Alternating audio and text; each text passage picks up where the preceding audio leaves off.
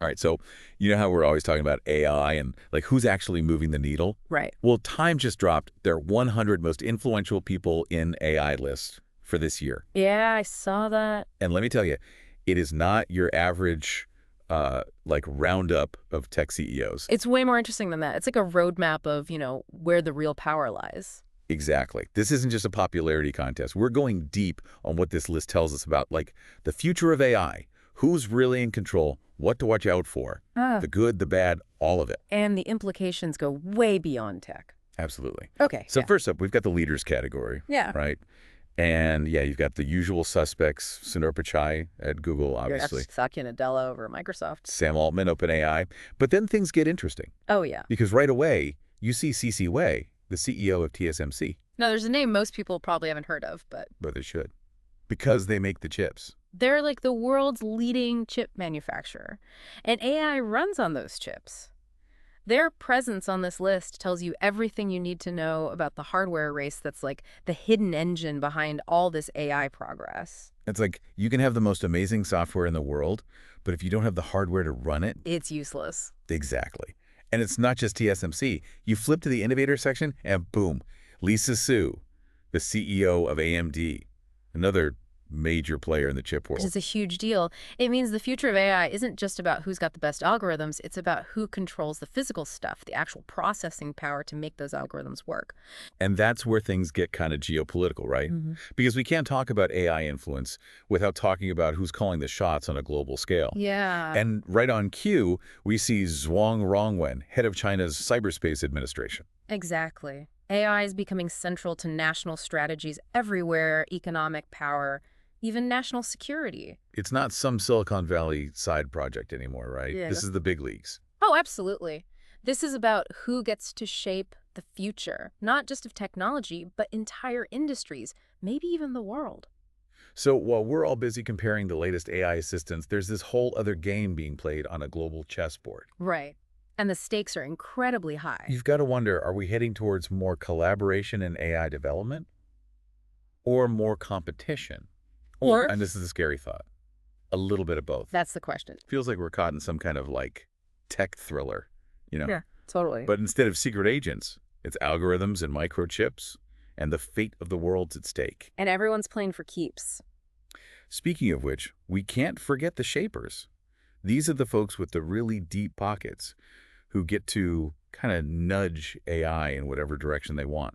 Yeah, and it's a real mixed bag this year. You've got the usual Silicon Valley venture capitalists like Vinod Khosla, but then, Plot twist. right, right alongside him, you have Yasir Al-Rumayyan, who runs Saudi Arabia's sovereign wealth fund. So we're not even trying to pretend this isn't about geopolitics anymore. Nope. And remember how we were talking about that whole hardware bottleneck? Oh, yeah. Well, the shapers category throws us another curveball. Oh, like who? Christophe Fouquet, Who runs? ASML. And this is where things get really wild. ASML is basically the only company on the planet that makes this one incredibly specialized piece of equipment that's essential for making high-end chips. No way. So you're saying? I'm saying you've got all these countries racing to dominate AI, and the whole thing could come down to this one company's ability to produce this one machine. Talk about a monopoly. That's a lot of power concentrated in one place. Understatement of the year. It really makes you think about like the whole supply chain, right? It's not just about the ideas, it's about who controls the tools to make those ideas a reality. Okay, so we've got global power plays, we've got potential monopolies. I'm starting to think I should be investing in popcorn instead of tech stocks at this point, Yeah. because this is a wild ride.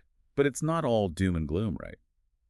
I mean, looking through this list, I see some pretty unexpected names in the thinkers and innovators category. Like we've got some CEOs doing amazing things. Daphne Koller using AI for drug discovery at Incitro, Right, and John Jumper mapping protein structures with AlphaFold. which, by the way, sounds like something straight out of Star Trek. It practically is. But it's real, and it has the potential to completely revolutionize medicine. It's incredible, right? It shows how AI isn't just this abstract thing anymore. It's woven into all these different fields. And it's pushing the boundaries of what's possible in every single one.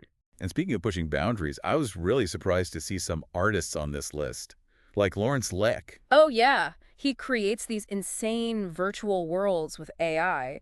totally blurs the lines between, like, reality and simulation. And Wallonius Hatcher, who uses AI to tell stories, it really makes you question, like, what does it even mean to be an artist these days? Right. AI is becoming a creative partner, not just a tool. It's like we're not just building smarter machines anymore, we're expanding the limits of human imagination. Exactly.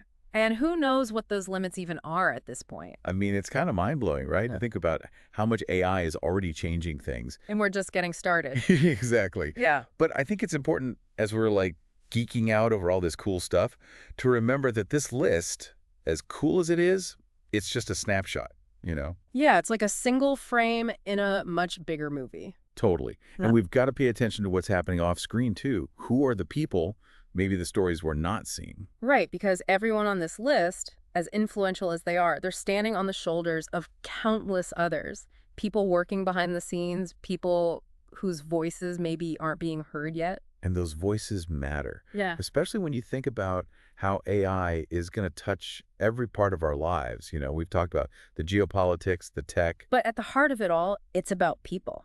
Absolutely. It's about making sure that AI is developed responsibly and that its benefits are shared fairly and that everyone has a say in how this all unfolds. This list, it's a starting point. It should spark more conversations, not end them. 100%. So as we wrap up here, I just want to say, the more we know about AI, the people shaping it, the potential pitfalls, the better equipped we'll be to deal with whatever comes next. It's a journey we're all on together. This has been an awesome deep dive. I hope you've all learned something, but more importantly, I hope you have even more questions now than you did before. So keep asking those questions, keep digging deeper, and we'll catch you in the next one.